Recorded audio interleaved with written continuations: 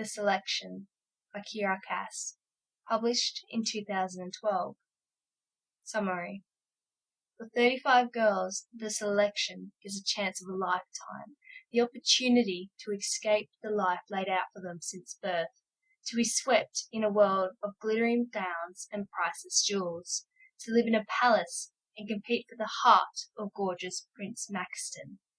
But for America Singer, being selected is a nightmare.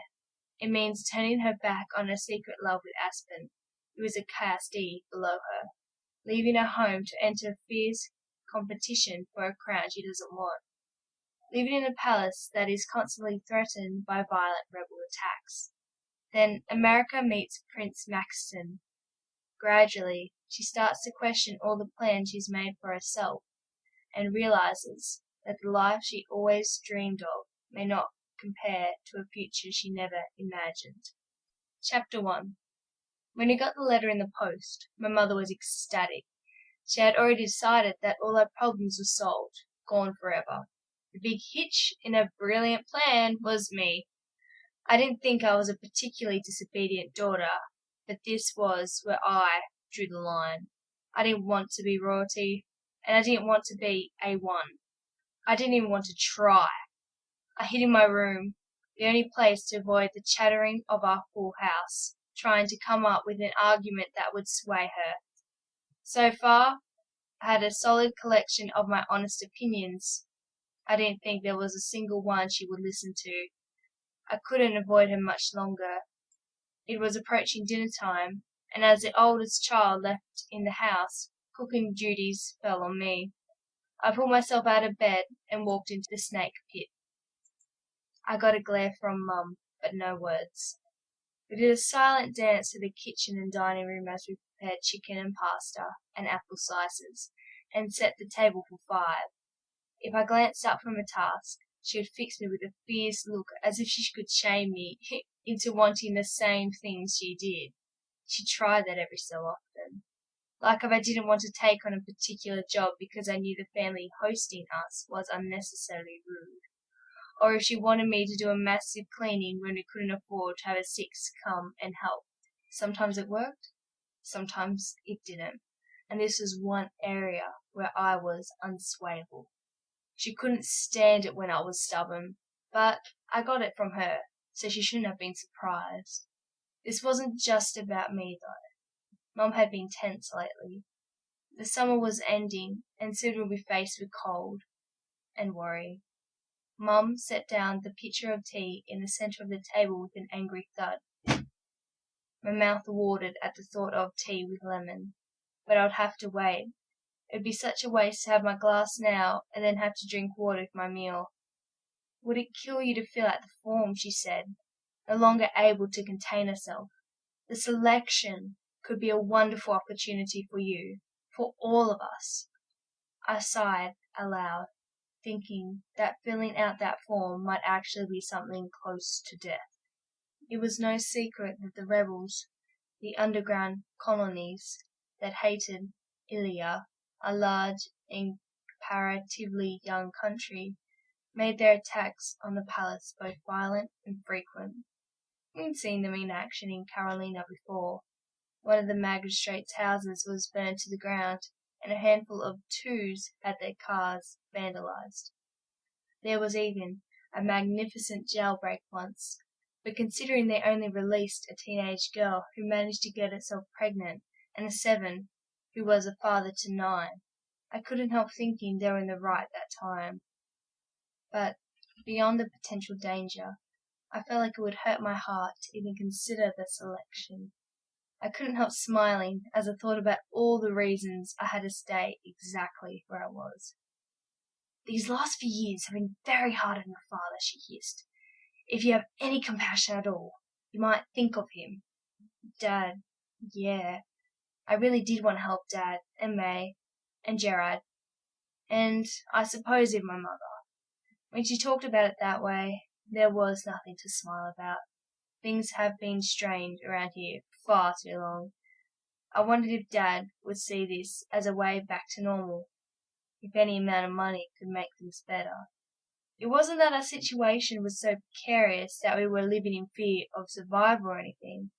We weren't destitute, but I guess we weren't that far off either.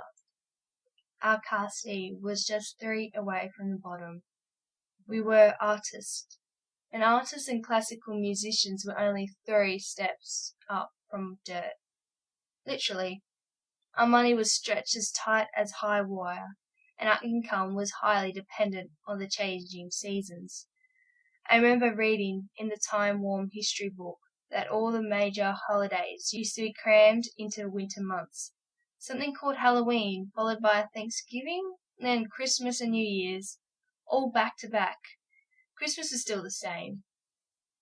It's not like you could change the birth date of a divinity, but when Ilya made the massive peace treaty with China, the new year came in January or February, depending on the moon. All the individual celebrations of thankfulness and independence from our part of the world were now simply the grateful feast. That came in the summer. It was a time to celebrate the forming of Ilya, to rejoice in the fact that we were still here. I didn't know what Halloween was. It never resurfaced.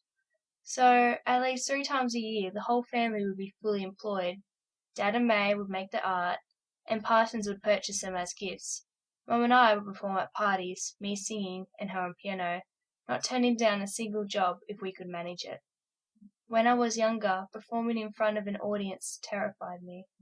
But now I just try to equate myself to the background music. That's what we were in the eyes of our employers, and to be heard and not seen. Gerard hadn't found his talent yet, but he was only 7. He still had a little time. Soon the leaves would change, and our tiny world would be unsteady again. 5 months, but only 4 workers. No guarantees of employment until Christmas time. When I thought of it that way, the selection seemed like a rope, something sure I could grab onto. That stupid letter could lift me out of the darkness, and I could pull my family along with me. I looked over at my mother. For a 5, she was a little on the heavy side, which was odd.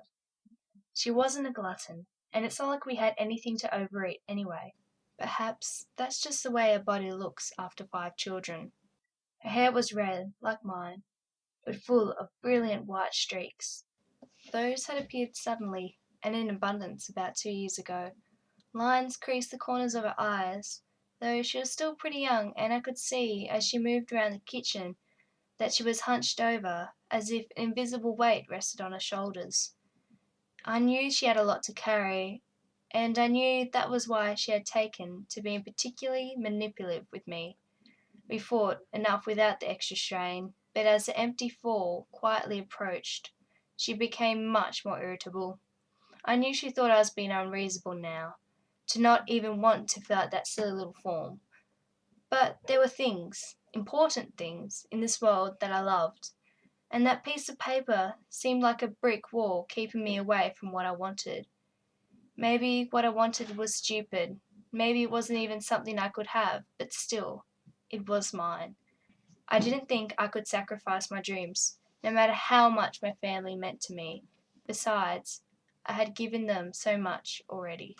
I was the oldest one left now that Kina was married and Kota was gone, and I did my best to contribute. We scheduled my homeschooling around my rehearsals, which took up most of the day since I was trying to master several instruments as well as singing. But with the letter here, none of my work mattered anymore.